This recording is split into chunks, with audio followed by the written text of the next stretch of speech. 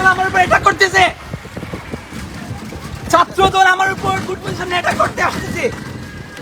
আমার কি পার্সোনাল কোনো অপিনিয়ন দেওয়ার কোনো আমার অধিকার নাই? ছাত্রদল ফুটবলের সামনে আমার পিছনে ধাওয়া দিচ্ছে, আমার কি পার্সোনাল অধিকার নাই? তো আপনি গাড়ি ঢুকবেন, তাদের ওরা আমার পিছনে দৌড়াচ্ছে পিছনে। ছাত্রদলের পোলাপান আমাকে আমার পিছন থেকে আমাকে দাওয়া দিচ্ছে। পার্সোনাল অধিকারটুকু কি আমাদের নেই কথা বলার জন্য? যদি আমার কোনো ভুল হয়ে থাকে আপনি টান দেন, স্পিড ব্রেকার টাইমে না টান দেন।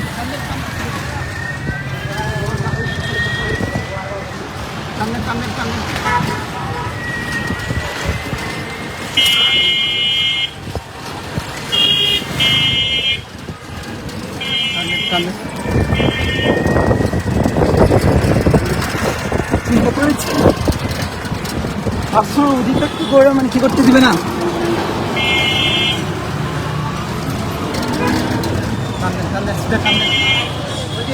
আরে থানার ভিতরে ঢুকেন, থানার মধ্যে ঢুকেন। না থানাতে ঢুকবো না, থানাতে ঢুকি, থানাতে।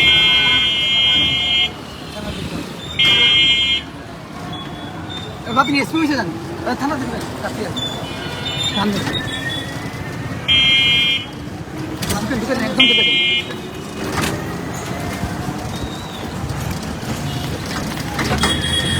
থামেন।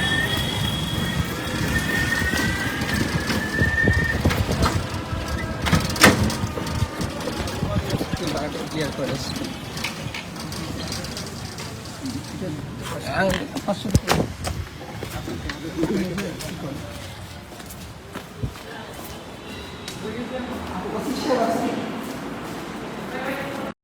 দাওয়া দিচ্ছে, আমি লাইভে আছি, আমাকে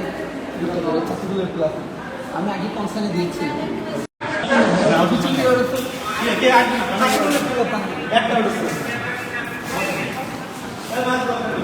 আপনি ভাই আমি একটু ওসি সাহেব একটু বললেন, আমি আগেই কনসার্নে দিয়েছিলাম। আজকে আমার একটা পরীক্ষা আছে, পার্সোনাল অধিকারটুকু মানে কোনো ফ্রিডম অফ স্পিচ নাই নাকি?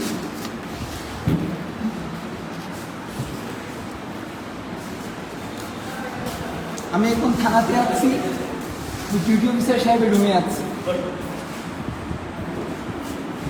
কে ধাওয়া করছে কে?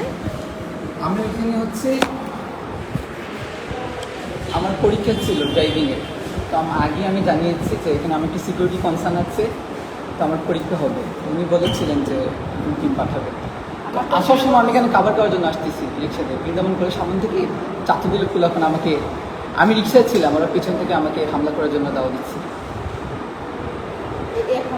হ্যাঁ এখন, হ্যাঁ ওর তো এখন বাইক নিয়ে আসতেছে।